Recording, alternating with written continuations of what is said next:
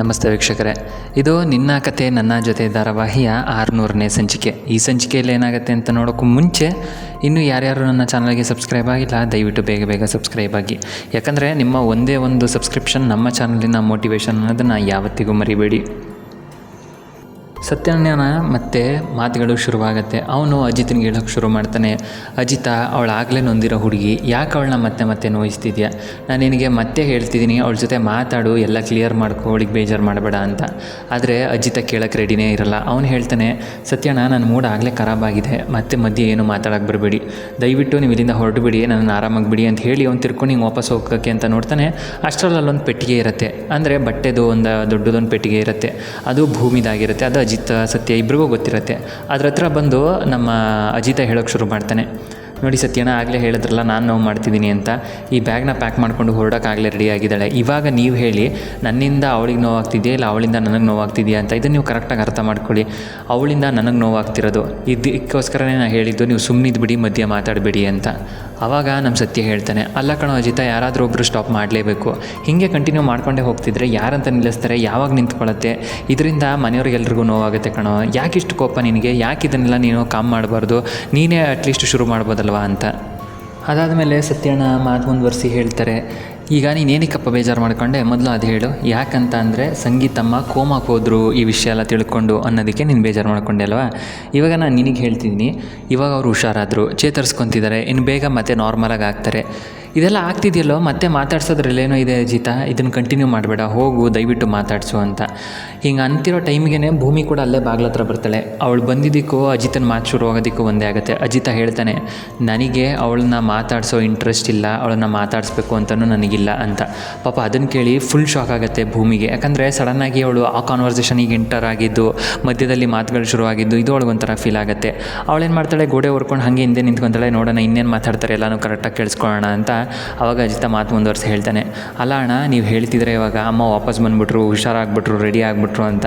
ಒಂದೇ ಒಂದು ವಿಷಯನ ನೆನಪಿಸ್ಕೊಳ್ಳಿ, ಅಕಸ್ಮಾತ್ ಅವ್ರೇನಾದರೂ ವಾಪಸ್ ಬರದೇ ಇದ್ದಿದ್ರೆ, ಕೋಮಾದಲ್ಲೇ ಉಳ್ಕೊಂಡಿದ್ದಿದ್ರೆ ನನ್ನ ಗತಿ ಹೇಗಿರ್ತಿತ್ತು ಅನ್ನೋದು ನಿಮ್ಗೆ ಅರ್ಥ ಆಗ್ತಿದೆಯಾ ಅಂತ.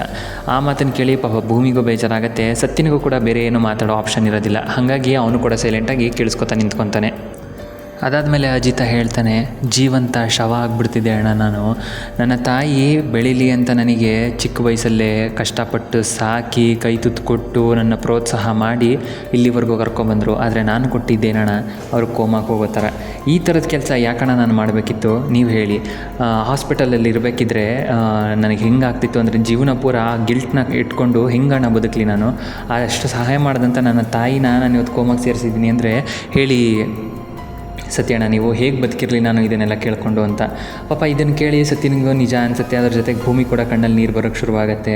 ಅದಾದಮೇಲೆ ಅಜಿತ ಹೇಳ್ತಾನೆ ಮಾತು ಮುಂದುವರಿಸಿ, ಅದಾದಮೇಲೆ ಅಪ್ಪ ಏನಂತ ಹೇಳಿದ್ರು ಕೇಳಿಸ್ಕೊಂಡ್ರಿ ಅಲ್ವಾ ಅಣ್ಣ, ಇದೆಲ್ಲ ನನ್ನ ಕೈಲಿ ನೋಡೋಕ್ಕಾಗ್ತಿಲ್ಲ, ನಾನು ಏನಾದರೂ ಮಾಡ್ಕೊಬಿಡ್ಬೇಕು ಅಂತ ಅನ್ನಿಸ್ತಿದೆ, ಏನಾದರೂ ಮಾಡ್ಕೊಂಡು ಸತ್ತೋಗ್ಬಿಡೋಣ ಅಂತ ಅನ್ನಿಸ್ತಿದೆ ಅಂತ.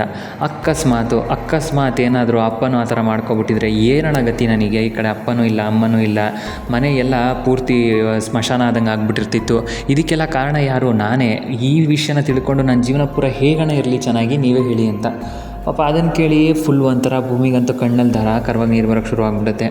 ಅದಾದಮೇಲೆ ಅಜಿತ ಮತ್ತೆ ಮಾತು ಮುಂದುವರಿಸಿ ಹೇಳ್ತಾನೆ, ಅಶ್ವಿನಿ ಹೇಗೆ ಅಮ್ಮನಿಗೆ ಆ ಕಾಂಟ್ರಾಕ್ಟ್ ಪತ್ರಗಳನ್ನ ತೋರಿಸಿ ಇದು ಮಾಡಿದ್ಲು, ನನಗೆ ಮುಖದಲ್ಲಿ ವಿಲನ್ ಆದ್ಲು, ಹಾಗೆ ಆ ಅಶ್ವಿನಿ ಕೈಗೆ ಪೇಪರ್ ಸಿಗೋ ಹಾಗೆ ಮಾಡಿದಂಥ ಭೂಮಿ ಕೂಡ ನನಗೆ ವಿಲನ್ನೇ ಅಣ್ಣ. ನನಗೆ ಯಾವತ್ತೂ ಅವಳು ಬೇಡ, ಅವಳಿಗೆ ಮನೆಗೆ ಬೇಡವೇ ಬೇಡ. ನಾನು ಅವಳನ್ನ ಮದುವೆ ಮಾಡಿ ದೊಡ್ಡ ತಪ್ಪು ಮಾಡ್ಕೊಂಡೆ, ಅವಳನ್ನ ಹೇಗಾದರೂ ಮಾಡಿ ಕಳಿಸಿದ್ರೆ ಸಾಕು, ಈಗ ಅವಳು ಹೆಂಗಾದರೂ ಮಾಡಿ ಮನೆ ಬಿಟ್ಟು ತೊಲಗಿದ್ರೆ ಸಾಕು ಅಂತ ಹೇಳ್ತಾನೆ. ಪಾಪ ಅದನ್ನು ಕೇಳಿ ಭೂಮಿಗಂತೂ ತುಂಬ ಬೇಜಾರಾಗ್ಬಿಡುತ್ತೆ. ಸಖತ್ ಜೋರಾಗಿ ಹೇಳೋಕ್ಕೆ ಶುರು ಮಾಡ್ತಾಳೆ. ಆ ಥರ ಹೇಳಿ ಅಜಿತ ಬಾಗ್ಲ ಹತ್ರ ಹೋಗಿ ಹಿಂಗೆ ತಿರ್ಕೊಳ್ಳೋದಕ್ಕೂ ಭೂಮಿ ಅಲ್ಲಿಂದ ಬಂದು ಅವ್ನ ಮುಖ ನೋಡೋದಕ್ಕೂ ಒಂದೇ ಆಗಿಬಿಡುತ್ತೆ. ಅಂದರೆ ಅವಳು ಬೇಕಂತಲೇ ತಿರುಗ್ತಾಳೆ. ಅಜಿತನಿಗೆ ಮಾತೇ ಬರೋದಿಲ್ಲ, ಅಲ್ಲೇ ನಿಲ್ಲಿಸ್ಬಿಡ್ತಾನೆ ಮಾತನ್ನು. ಸತ್ಯನಿಗೂ ಕೂಡ ಮೊಕ್ಕೊಡ್ದಂಗೆ ಆಗಿಬಿಡುತ್ತೆ. ಏನು ಹೇಳಬೇಕು ಅಂತಲೇ ಗೊತ್ತಾಗೋದಿಲ್ಲ. ಇಬ್ಬರು ಒಬ್ಬರು ಮುಖ ಒಬ್ಬರು ನೋಡ್ತಿರ್ತಾರೆ. ಅಜಿತ ಏನು ಮಾಡ್ತಾನೆ, ಈ ಕಡೆ ತಿರ್ಕೊಂಡು ಬಂದು ಸತ್ಯಣ್ಣನ ಕಡೆ ನಿಂತ್ಕೊಬಿಡ್ತಾನೆ. ಭೂಮಿ ಹಿಂಗೆ ನಿಂತಿರೋದನ್ನ ನೋಡಿ ಸತ್ಯಣ್ಣ ಹತ್ರ ಹೋಗಿ, ಏನು ಭೂಮಿ, ಏನು ಇವಾಗ ಬಂದೆ ಅಂತ ಕೇಳ್ತಾನೆ. ಅದಕ್ಕೆ ಭೂಮಿ ಹೇಳ್ತಾಳೆ, ಇಲ್ಲ ಅಣ್ಣ, ಫೋನ್ ತೊಗೊಂಡೋಗ್ಬೇಕಿತ್ತು, ಚಾರ್ಜ್ ಹಾಕಿದೆ, ತೊಗೊಂಡೋಗೋಣ ಅಂತ ಬಂದೆ ಅಂತ. ಆದಮೇಲೆ ತಗೊಳ್ಳಮ್ಮ ಅಂತ ಅಂತಾರೆ. ಅಷ್ಟೊತ್ತಿಗೆ ಅವಳು ಫೋನ್ನ ಹಿಂಗೆ ಬಿಚ್ಕೊಂಡು ಬಾಗ್ಲ ಹತ್ರ ಹೋಗ್ತಿರ್ತಾಳೆ. ಬಾ ಭೂಮಿ ಅಂತ ಸತ್ಯಣ್ಣ ಕರೀತಾರೆ. ಅವಳು ತಾಳ್ಲೇನೆ ಕೆಡಿಸ್ಕೊಳ್ಳಲ್ಲ, ಸುಮ್ಮನೆ ಅಲ್ಲಿಂದ ಡೈರೆಕ್ಟಾಗಿ ಹಾಗೆ ಹೊರಟೋಗ್ತಾಳೆ. ಅದು ಒಂದು ನಿಮಿಷ ಸತ್ಯನಿಗೆ ಮಕ್ಕೊಡ್ದಂಗೆ ಆಗುತ್ತೆ. ಗೊತ್ತಾಗುತ್ತೆ ಅವನಿಗೆ ಆ್ಯಕ್ಚುಲಾಗಿ ಅವಳೆಲ್ಲ ಕೇಳಿಸ್ಕೊಂಡಿದ್ದಾಳೆ ಅಂತ. ಅದಾದ ಮೇಲೆ ಅಜಿತನ ಹತ್ರ ಬಂದು ಹೇಳ್ತಾರೆ, ಅಜಿತ ನೀನು ಎಂಥ ಕೆಲಸ ಮಾಡ್ತಿದ್ಯಾ ಅನ್ನೋದು ನಿನಗೆ ಅರ್ಥ ಆಗ್ತಿದೆಯಾ? ನೀನು ಮಾಡಿದ ಕೆಲಸದಿಂದ ಅವಳ ಮನಸ್ಸಿಗೆ ಎಷ್ಟು ನೋವಾಗುತ್ತೆ ಅನ್ನೋದು ಗೊತ್ತಿದೆಯಾ? ಇದೇ ನಾನು ನಿನಗೆ ಹೇಳ್ಕೊಟ್ಟಿರೋದು. ಕೋಪದಲ್ಲಿ ಆಡಿದ ಮಾತು, ಕೋಪದಲ್ಲಿ ಕುಯ್ಕೊಂಡು ಮಗು ಮತ್ತೆ ಬರಲ್ಲ ಅನ್ನೋದು ಗೊತ್ತಲ್ವ ನಿನಗೆ? ನೀನು ಈ ಥರ ಹೇಳಿದ್ದವ್ರಿಗೆ ಎಷ್ಟು ನೋವು ಮಾಡಿರುತ್ತೆ ಗೊತ್ತಲ್ವ ಅಂತ. ಇದನ್ನು ಕೇಳಿ ಅಜಿತ ಹೇಳ್ತಾನೆ, ಹೌದು ಅವಳ ಕಿವಿಲಿ ಉಳ್ಕೊಳ್ಳಿ ಅಂತಲೇ ನಾನು ಆ ಮಾತುಗಳು ಹೇಳಿದ್ದು, ಕೇಳ್ಬಿಟ್ಟು ಮರ್ತೋಗ್ಲಿ ಅಂತಲ್ಲ ಅಂತ. ಅದಕ್ಕೆ ನಮ್ಮ ಇವರು ಹೇಳ್ತಾರೆ, ಅಲ್ಲ ಕಣೋ, ಯಾಕೆ ನಿನಗೆ ಇಷ್ಟೊಂದು ಕೋಪ, ಯಾಕೆ ಈ ಥರ ಎಲ್ಲ ಮಾಡ್ಕೊತಿದ್ಯಾ ನೀನು ಅಂತ. ಆವಾಗ ಅಜಿತ ಹೇಳ್ತಾನೆ, ಇಲ್ಲ ಸತ್ಯಣ್ಣ, ಅಮ್ಮ ನನಗೆ ಚಿಕ್ಕ ವಯಸ್ಸಲ್ಲಿ ಒಂದು ಮಾತು ಹೇಳಿದರು, ಯಾವುದೇ ಹೆಣ್ಮಕ್ಳಿಗಾಗಲಿ ನೋವು ಮಾಡಬಾರ್ದು, ಯಾವುದೇ ಹೆಣ್ಮಕ್ಳಿಗಾಗಲಿ ಮರ್ಯಾದೆ ಕೊಡದೆ ಬದುಕಬಾರ್ದು ಅಂತ. ಇವತ್ತಿನವರೆಗೂ ಹಾಗೆ ಬದುಕಿದ್ದೆ, ಯಾವುದೇ ಹೆಣ್ಮಕ್ಳಿಗೂ ನೋವಾಗ್ದಂಗೆ ರೆಸ್ಪೆಕ್ಟ್ ಕೊಟ್ಟೇ ಇದು ಮಾಡ್ತಿದ್ದೆ. ಆದರೆ ಇವಳ ಮೇಲೆ ಇಷ್ಟೊಂದು ಕೋಪ ತೀರಿಸ್ಕೊತಿದ್ದೀನಿ, ಇವಳ ಮೇಲೆ ಈ ಥರ ಇದ್ದೀನಿ ಅಂದರೆ ನೀವೇ ಅರ್ಥ ಮಾಡ್ಕೊಳ್ಳಿ, ಇವಳು ನನಗೆ ಎಷ್ಟು ಬೇಜಾರು ಮಾಡಿರ್ಬೋದು ಅಂತ. ಅದನ್ನು ಕೇಳಿ ಸತ್ಯನಿಗೂ ಕೂಡ ನಿಜ ಅನಿಸುತ್ತೆ. ಇವತ್ತು ನನ್ನ ಮಾತು ಅಥವಾ ನನ್ನ ನಡವಳಿಕೆ ಇಷ್ಟೊಂದು ಹಾರ್ಶ್ ಆಗಿದೆ ಅಂದರೆ ಯೋಚನೆ ಮಾಡಿ, ಯಾಕೆ ನಾನು ಇಷ್ಟೊಂದು ಹಾರ್ಶ್ ಆಗಿದ್ದೀನಿ, ಯಾಕೆ ನನ್ನ ನಡವಳಿಕೆ ಈ ಥರ ಇದೆ, ಭೂಮಿ ಮೇಲೆ ನಾನು ಯಾಕೆ ಇಷ್ಟೊಂದು ಕೋಪ ಮಾಡ್ಕೊಂಡಿದ್ದೀನಿ ಅಂತ. ಇದ್ರ ಮುಂದೆ ಏನಾಗುತ್ತೆ ಅನ್ನೋದನ್ನು ನಾನು ನಿಮಗೆ ಮುಂದಿನ ವೀಡಿಯೋದಲ್ಲಿ ಪೂರ್ತಿಯಾಗಿ ತಿಳಿಸ್ಕೊಡ್ತೀನಿ. ಅದಕ್ಕೆ ಮುಂಚೆ ಇನ್ನೂ ಯಾರ್ಯಾರು ನನ್ನ ಚಾನಲ್ಗೆ ಸಬ್ಸ್ಕ್ರೈಬ್ ಆಗಿಲ್ಲ, ದಯವಿಟ್ಟು ಬೇಗ ಬೇಗ ಸಬ್ಸ್ಕ್ರೈಬ್ ಆಗಿ. ಧನ್ಯವಾದಗಳು. ಶುಭ ದಿನ.